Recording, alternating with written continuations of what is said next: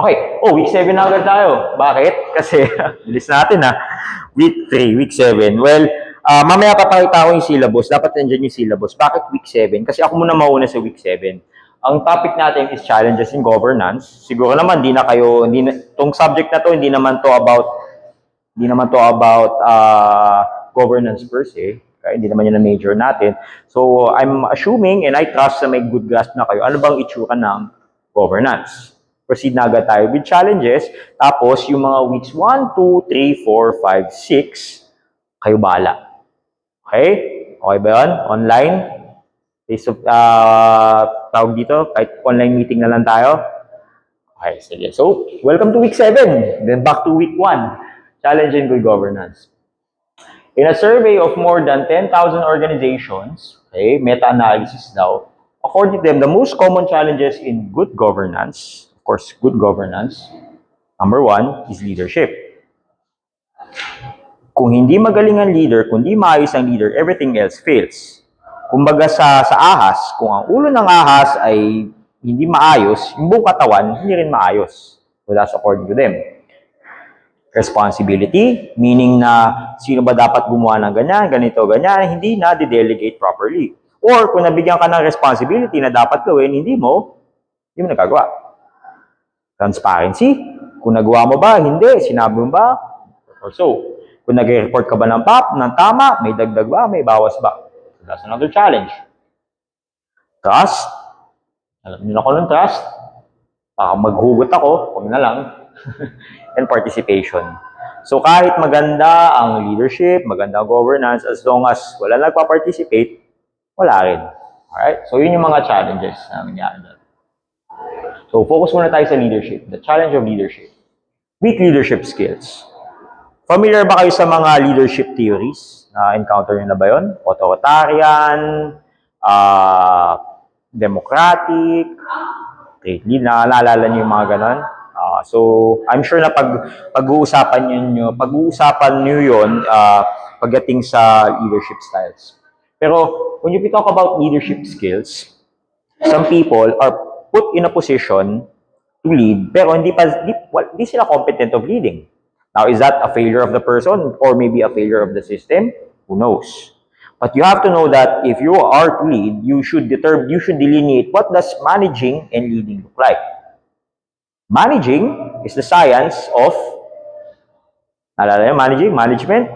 Sa management kayo,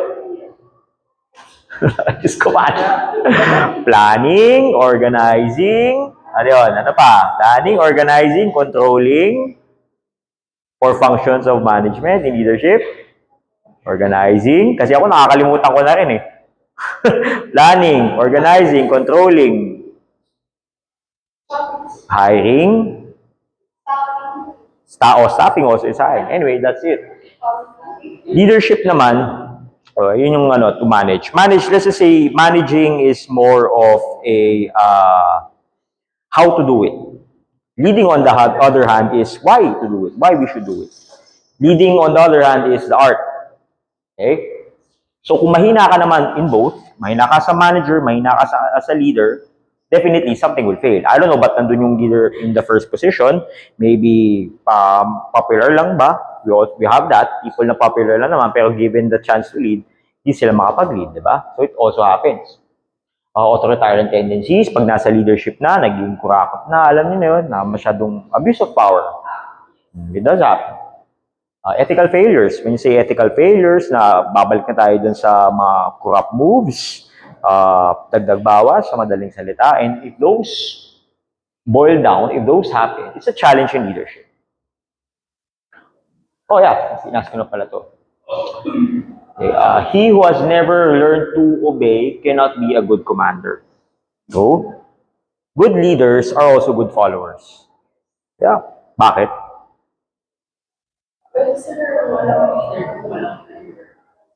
Walang leader kung walang follower.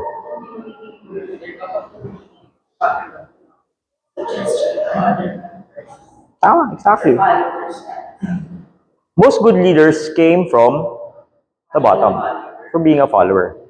A good leader knows what the people want kasi nanggaling din siya doon. Kaya ako naniniwala ako na good leadership talaga, good leadership starts with good following.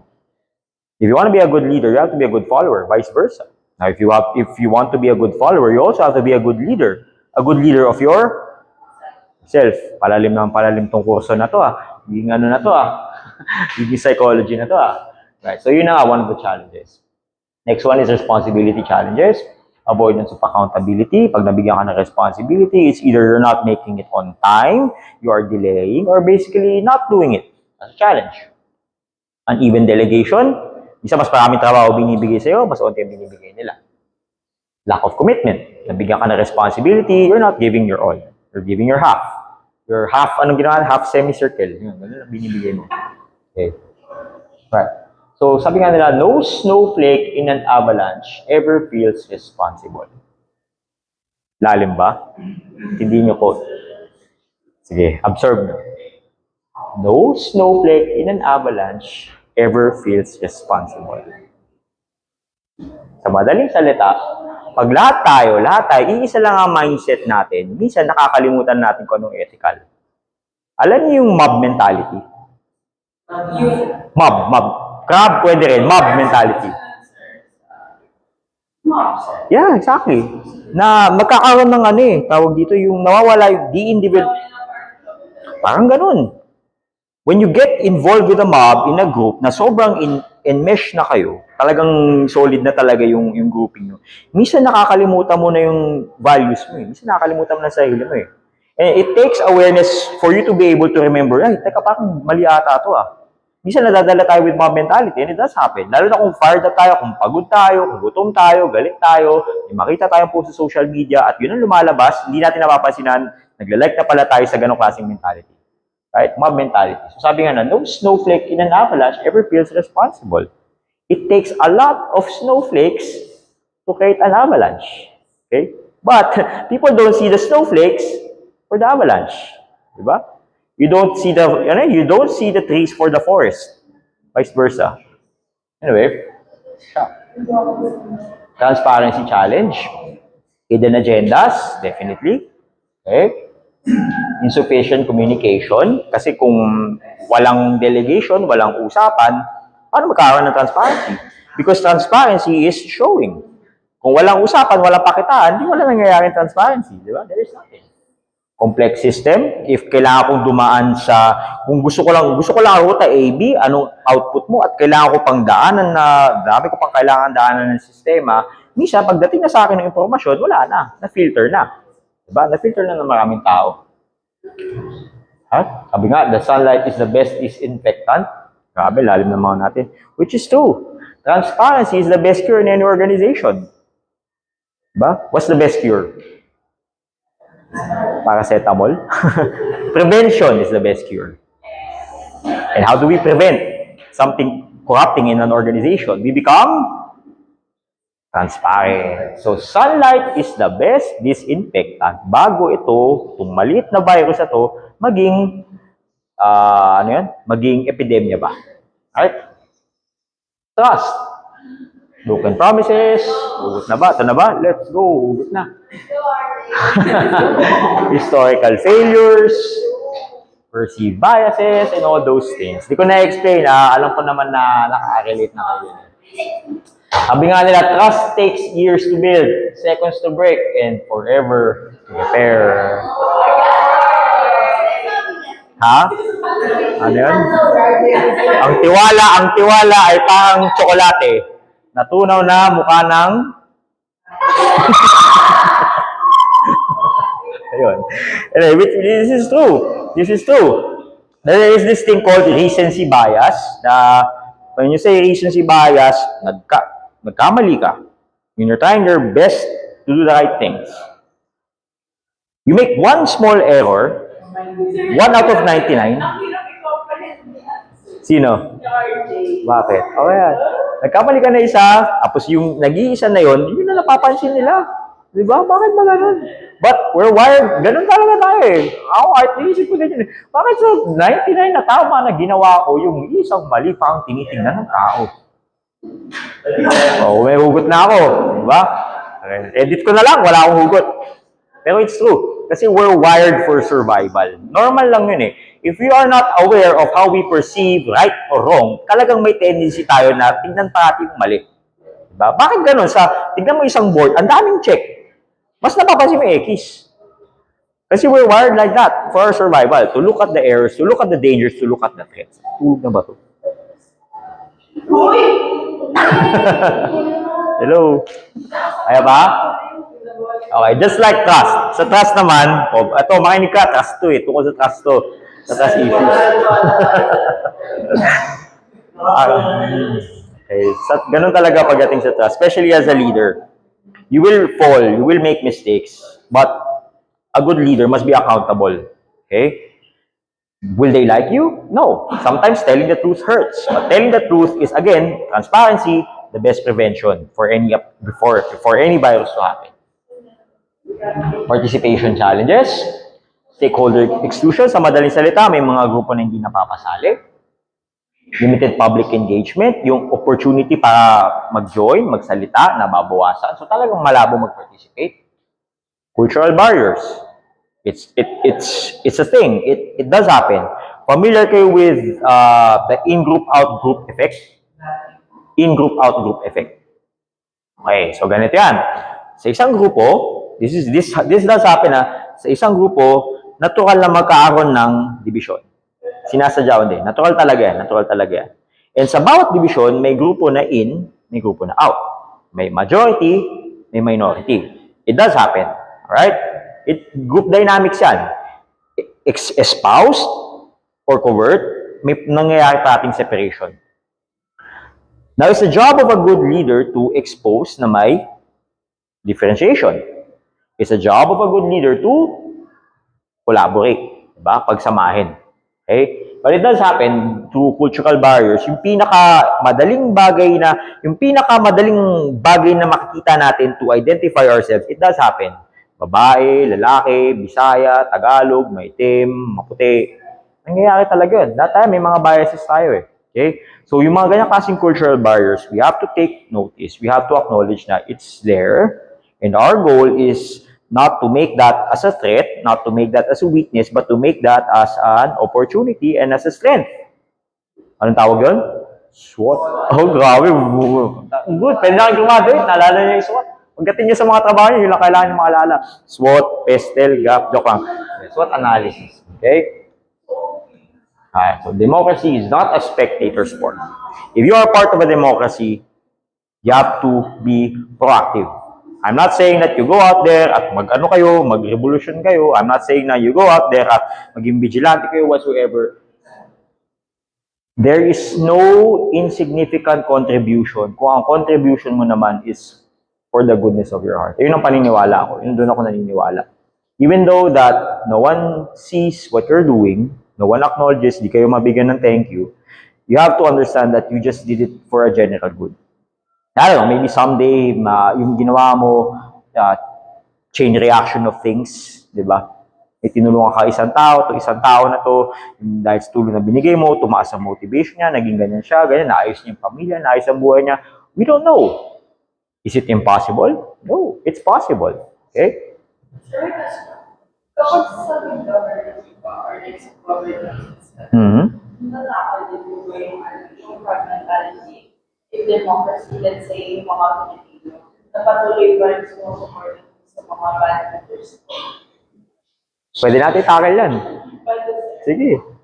Ang difficult like, imagine yung mga tao gusto magpagkakas biglang, pero yung majority ng tao is at those mentality na parang, hindi ko, idol. Hatakin. Bakit kaya ganun? Ba't kaya may crab mentality sa Pilipinas? Walang tama, walang mali. Bakit kaya? Crab mentality. Bakit kaya, yun? May ganun sa Pilipinas? Walang tama, walang mali. Familiar naman kayo with crab mentality, di ba? Pag may isang umaangat, sa basket, di ba? Isang alimang umaangat, anong ginagawa ng kapwa? Inahatak pababa, nagihilahan pababa. Bakit kaya may ganun sa Pilipinas? Hindi ko ma-explain, hindi ako crab eh. Bukas pag naging crab ako. I don't know, pero good, we could discuss about that pag binigay ko din yung ano nyo. Pero perhaps, one explanation na bakit ganun ka-mentality, kasi dukot tayo sa ano, history ng Pilipinas. Ang history ng Pilipinas ay alipin tayo eh. Alipin tayo ng mga dayuhan, di ba? Ano yun, bakit ba tamad ang mga Pilipino? Bakit ba may Filipino time? Kasi hindi tayo motivated to serve our colonizers or colonizing masters. Pag sinabi yung Filipino time, doon lang galing yun eh. Kasi tinataba tayo, mas gusto na natin mag-siesta kaysa sumunod sa ganun din naman. And maybe, kung ganun ang mindset natin, so-so, mediocre, okay na to, basta for survival for one day. Diba? Pag may makita tayo na kapwa na umaangat, sinasadya o hindi, hinahatak natin. Ang problema sa ganun, yung mga ganun nangahatak, sila din yung nag-ano eh, praise the Lord. Yung mga ganun. Anyway, I'm just saying. Yeah, so it really takes mindfulness pagdating sa ganung klaseng bagay. Now, I'm not here to make you good governors kasi ako din, transparent din ako na I'm still a work in progress. Lahat naman tayo work in progress. I think the only day that the progress stops getting done is the day I die. Pero I hope na I'm better now. I become better tomorrow, each and every day. So in this course, pag-uusapan natin yung mga challenges na yan, how to overcome them. And in your personal life, we have barriers that stop us from governing the closest thing to ourselves. Sarili natin. It's true na if you want to fix, si Jordan Peterson nagsabi niya, kaya si Jordan Peterson. Jordan Peterson. Si Michael Jordan, kilala niya. Yeah, anyway, ano siya, psychologist siya. According to him, if you want to fix the world, fix your room first.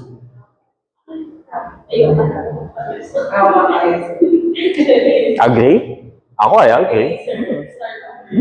Bago mo subukan ayusin ng ibang tao, ayusin mo na sarili mo. Pero syempre, hindi ganun kasimple. Kasi kung ganun na kasimple, tapos na. Hindi nyo na ako kailangan. Hindi na kailangan mag-school. Yung mga bagay-bagay which stops us from fixing ourselves. I don't know, sabi na discipline, consistency, awareness, lack of accountability, it's there. Kompletuhin yung buffet. Nandun talaga lahat yun. Pero as long as you're aware what is stopping you, you could do one small thing per day. And if you make it 21 days, it's a realization na you're moving forward. If you make it 60 days, it becomes a habit. If you make it 52 weeks, it becomes a lifestyle. If you make it, 40 years, it becomes your life. Di ba? Lalim na, no? Malit na bagay na adjustment din yan. No? Sana nasusundan nyo pa ako. Anyway, yung 5 challenges na common pagdating sa good governance. Trust. Ako nga, parang hindi ako magkamali. The challenges are... Yep na, baka magkamali ako na ano eh. Okay. Leadership. Ito pala. Leadership, responsibility, transparency, trust, and participation. Now, among these 5, ano pa kaya posibleng issues sa tingin nyo? Problem in good governance na hindi nadamay dito. Ano pa kaya, aside from these, ano pa kaya mga possible na issues? Bakit naging challenging ang good governance? Aside sa 5. Ano pa kaya? Posibleng problema. Mag-random na ba ako? Mag-random na ako.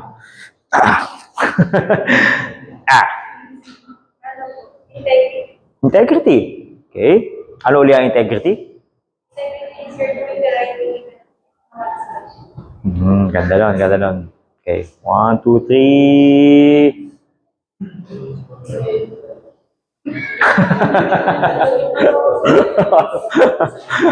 Good morning. Aside from these 5, plus integrity, ano pa kaya may mga challenges in good governance?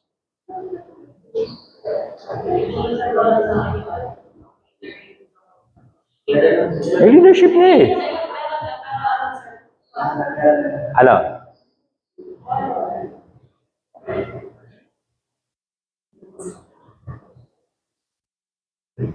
Kaya? Babalikan na lang kita. Ms. Darlene, ikaw. Bigla ko lang, naghanap lang ako ng grade nyo sa recitation.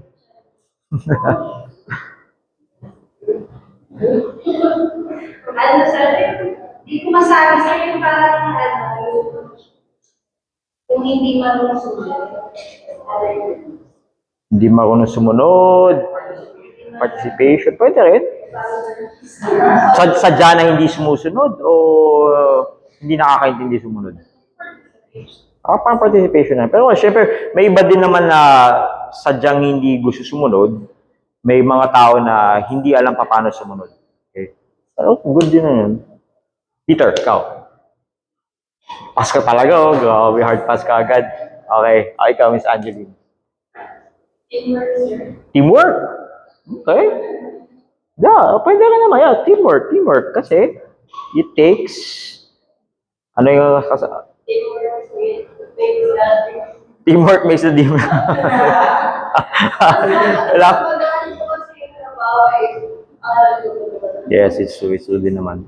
So, kung mas magana, yun din yun eh. Some people, kung hindi teamwork ang problema, may mga ibang tao na gusto solohin, which can also be a problem. Okay? So yes, teamwork.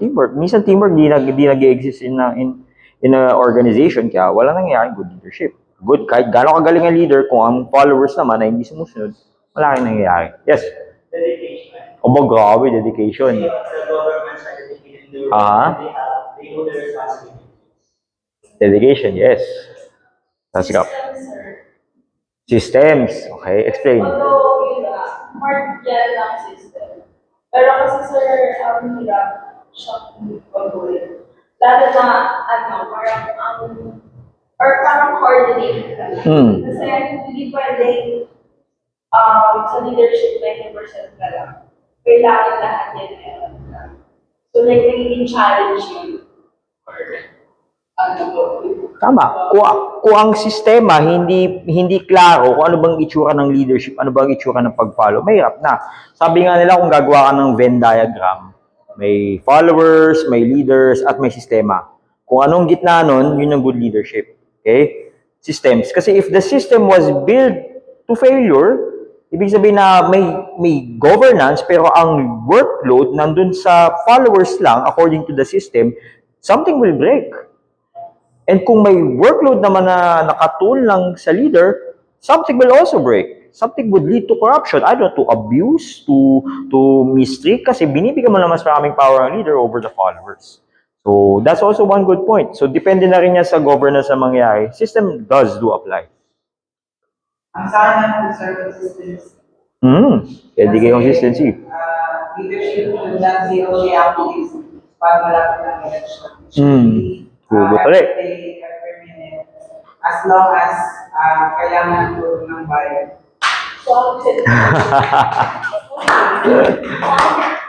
Consistency, tama. Mindset. Mindset. Sige, explain. I think baliwala yung governance here. Where people sa different mindsets or like view. I think it's because of misinformation or fake news. So no matter how much you like provide good governance with people, hindi ka nag-fake news, then it's like parang sayang or parang sa Tama. Kahit gaano mo gusto maging pure, pero kung ang environment ay madumi talaga, walang mangyayari. Sabi nga nila, kahit gaano ka-pure ang tubig mo, pataka mo lang ng isang tubig kanal yan, hindi na pure yan. Pero true. So, tama, mindset din naman. Kung gaano ka-optimist, 1% ka, pero kasama mo naman ang 99% are pessimist, talagang mawawala yung mindset mo. So again, doon papasok yung culture. We don't change an entire government. Nagsasalita ako, parang tatakbo ka na. Hindi natin mapapalitan ng gobyerno overnight. It takes time, it takes culture, it takes dedication, it takes consistency, it takes discipline, it takes example para mangyari. Ay, ikaw muna, Mr. Ronat, o siya? Ano po, ang knowledge. Kumbaga, dito kasi sa atin, parang tulad sila sa kaalaman. Kasi halimbawa sa isang organization, pero mga na-elect ng mga leader na may pakakapit lang, pero mga wala naman sila alam sa pamumuno. Popularity, no? Tama. Pero bakit natin binoboto yun? Show of hands nga, sino sa inyo bumoboto? Bumoboto. Nagbo-vote. Bumoboto. Oh, that's good. I'm not here naman to ask kung sino binoboto nyo, pero it's good. It's good that you participate. Lack of implementation po sa mga rules or rules po natin katulad po ng nangyayari naman sa gobyerno po natin. Naiipit, mga ganun. System din yun. Hindi lang nga kahit gano'ng kaganda yung mga plano mo, pero kung naiipit din, di ba? Sayang din naman system ko. Yes, may pabol ka? Let's put out. Hey! Lagay natin ang love dyan. Oh, number, alam mo, saan ko lang? Oh, it's all about love. Umaga pa lang love, pag tatapos ng araw is love naman, because if you don't love what you're doing, then you hate what you're doing. Pag hindi mo mahal, hindi mo love. Grabe. Pero ang kabaliktaran, kung mahal mo ang ginagawa mo, kung mahal mo ang trabaho mo, hindi ka na nagtatrabaho. Di ba? Sino ba nagsabi nun? Si Confucius ata eh. If you love your job, if you love your work, then you are not working. You are living. So baka yun din naman eh, love eh. Love ng leaders, mahal ba nila yung pag-lead? Mahal ba nila yung nililid nila? Love ng followers, love ba nila yung fact na nagpa-follow sila? Love ba nila yung fact na kailangan nila maging masunurin? O tapos na, end of class! Very good yun, love. Okay, pabol, wala na? May pabol ba ba?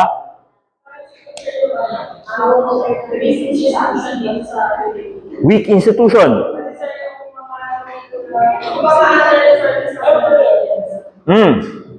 Yeah, institution, system. Tama din naman yun. Mga systems itself. May mga sistema na built to fail, mga ganong klase. Kunyari, gagawa ka ng isang sangay ng gobyerno na hindi kailangan maging transparent, na hindi nila kailangan mag-report, nangyayari naman yun, di ba? So, built to fail yun. Na-implement na, maraming magkakasyon. So, again, systems nga. Alright. Sige, salamat sa participation. Okay. Right. So, that's true. When one or more of those challenges does happen, dun lumalabas ang corruption. Okay? Corruption. Now, I'm gonna use corruption. I'm gonna use biology. Again, brain. Nakailang beses na ako nagpakita ng utak. Dami na to explain. Bakit mahilig ako magpakita ng utak? Kasi lahat kayo, may utak. Common denominator. Okay, so I'm gonna try to explain corruption by using biology. Power and control. Okay? Power leads to a sense of entitlement. Therefore, losing power leads to securing it and increasing corrupt actions. When we feel na we are out of control, kasi leader tayo, when we are out of control, na may sumasalungat sa atin, or dahan-dahan may umaagaw ng ating power, it's only normal for us to fight that loss, that sense of insecurity. The question is how? Some people, if they do the right things, they delegate power. Some people who don't do the right things, they tend to do something else, something corrupt, di ba? Talagang fina-funnel down nila. So, when you're people in control, kung nawawala yung sense of power nila, right, it may lead to corruption. Social influence and conformity. When corruption is widespread, people may conform to avoid exclusion or to fit in. Again, we have a brain and we're all social animals. Our brain was designed to be social for our survival. Our brain was designed for us to connect.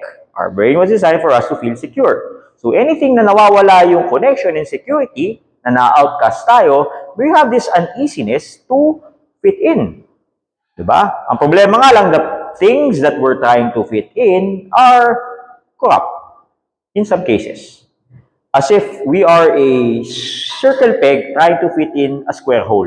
Talagang malabo mag-fit yung dalawang yun. Papasok ulit yung values and organization fit. Pero it does happen. Kahit nakikita na natin na corruption is very prevalent, corruption is the norm, even though we like to speak, nandun pa rin yung sense na ma-outcast tayo. The thing is, it's unconscious. Hindi natin naiisip yan. Parang nandun na lang sa sistema natin. Yung natural inclination natin is to, to fit in with the group. And it does happen. And with corruption, sabi nga nila, if, excuse siya eh, everyone else is doing it. Everyone else is doing it. Okay? It takes awareness for us to realize that, yes, everyone is doing it, but I'm not gonna do it. I'm gonna do something else. Diba? Nabi-witness talaga natin yun eh. Na-expose tayo sa ganung klaseng institution eh. From government, from our jobs, even our families. Diba? Na-expose tayo doon. Pero sabi nga nila, to break the cycle, you have to be aware. Moral disengagement, cognitive dissonance. People justify unethical actions by rationalizing them, convincing themselves their behavior is acceptable. The ends justify the means. Sabi nga nila, okay lang naman na gumawa ko ng onting kamalian kasi ang dulo naman nito maraming makikinabang. Pero mali pa rin yun. Again, hindi naman ako dito para mag-preach kung ano bang tama o mali, pero it does happen in society. Bawasan ko ng ganitong onting ganyan, mas marami naman na makikinabang eh. Again, kahit sa mo tingnan na anggulo yan, it's still corruptive behavior. Sabi ko na nga, yung tubig, pag pinataka mo ng tubig kanal, hindi na siya pure. Kahit 0.1% lang, hindi na siya pure. So, yun na nga. One explanation is people tend to follow corruptive behaviors kasi they think that it's for the better good. Ang problema dyan, pag talaga may disillusion eh, ano ba yung tama, ano ba yung mali? Kanya-kanya explanation na yan eh. Para sa akin, tama. Para sa talagang binibend-bend mo na yung reality. Alright, when good governance fail, familiar kayo with the Rwandan genocide? No? Wala talaga? Rwanda? Akala ko, ano ka na? Sige. Bye, Miss Denise. No one familiar with Rwandan genocide? Wala. Familiar? Huwag niyo i-search. Grabe, papa. Sige. Okay naman talaga yung So, okay din na walang nakaano nito, Rwanda na. Pero it did happen in 1994. Sige. Hoy, the group. Siyempre may groups eh. May conflict eh. Wala nang mangyayaring genocide. Kung walang in-group, out-group eh. Tutsis. These are hindi to fictional ha. Tutsis. Lord of the Rings ha. Tutsis, the minority, an ethnic group sa East Africa ata to eh. That was the primary target of the genocide. Familiar na kayo with the term genocide, di ba? Mass killing. RPF. Yung Tutsis, meron silang malit na rebel group. Kumbaga, army para sa kanila. Ang tawag sa kanila are the RPF. Ang kalaban ng Tutsis are the Hutus. Hutus, the majority ethnic group of East Africa. Yung mga Hutus extremists, according to them, sila yung nag-plan and nag-carry out ng killings. Naalala niyo yung Auschwitz? Sa Auschwitz. Yun, that's an example. An in-group and out-group. Germans and Jewish people. Diba? So in this case, Tutsis and the Hutus.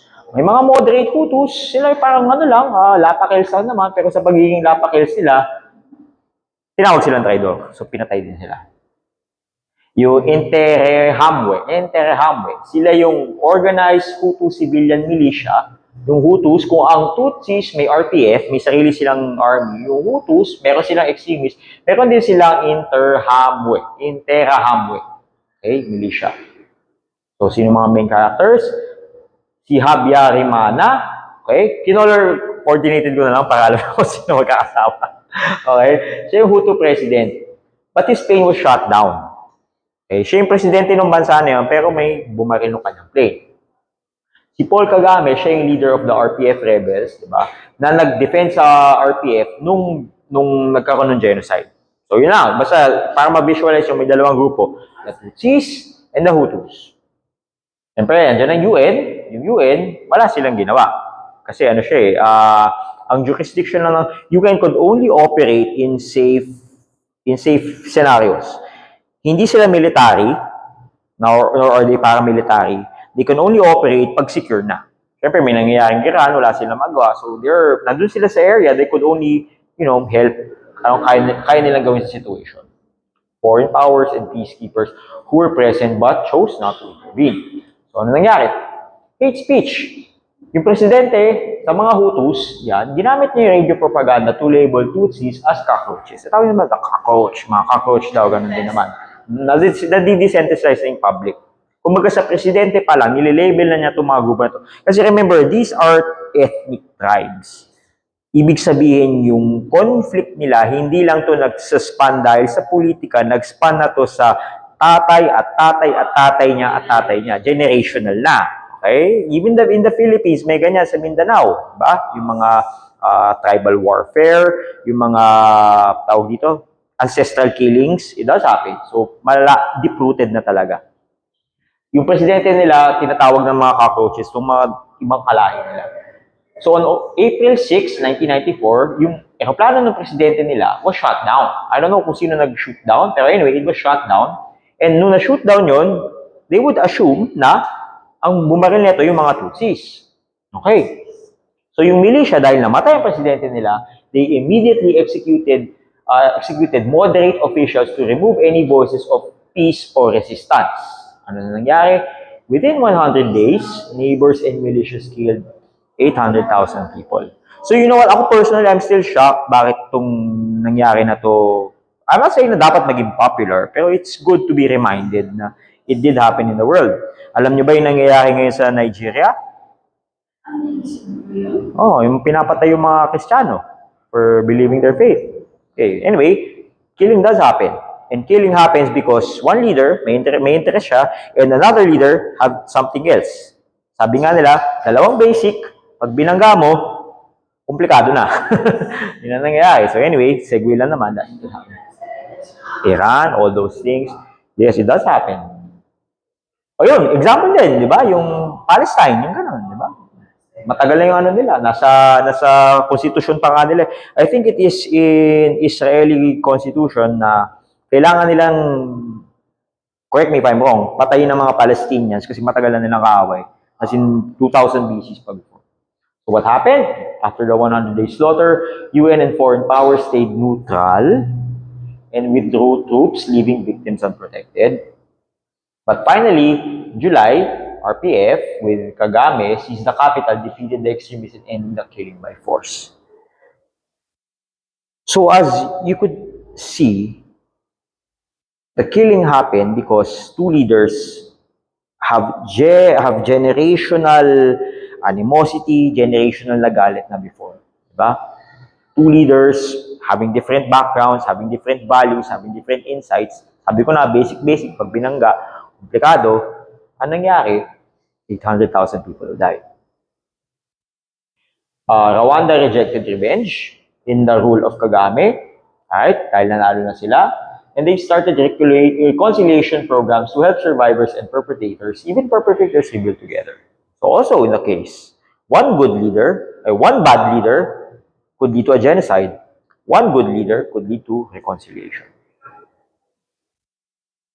Yeah, so mga effects, na-promote unity, strengthen accountability, mga learnings na naman ito. Enhance cooperation, ensure transparency, foster trust. So, even after the atrocity na nangyari, one good person could extract great meaning and suffering. Okay? Nangyari na nangyari. Now, it's up to us, do we take revenge? Is it up to us to stay idle? Or is it up to us to build something better out of the ashes? So, luckily na naman, yung naging bagong presidente sa Rwanda, si Kagame, at least iba yung pananaw niya. Hindi siya nag-seek ng revenge. He tried to rebuild something better. So, ito yung mga lessons learned from the genocide. Alright? Okay, mabilis na lang yan. Okay, so good governance starts with you. Alright, leadership, guiding and inspiring ethically inclusive and sustainable decisions for societal benefit, responsibility, fulfilling duties ethically while prioritizing societal and environmental welfare, transparency, openly sharing information and decisions to ensure accountability and reduce corruption, trust, confidence in governance based on ethical behavior and accountability. So going back sa ating pinag-usapan, good governance, no matter how good it is, if it fails on those elements, leadership, trust, transparency, participation, and the other one, Ba? It's doomed to fail. Lalo na kung dalawa o tatlo nawawala, it's doomed to corrupt.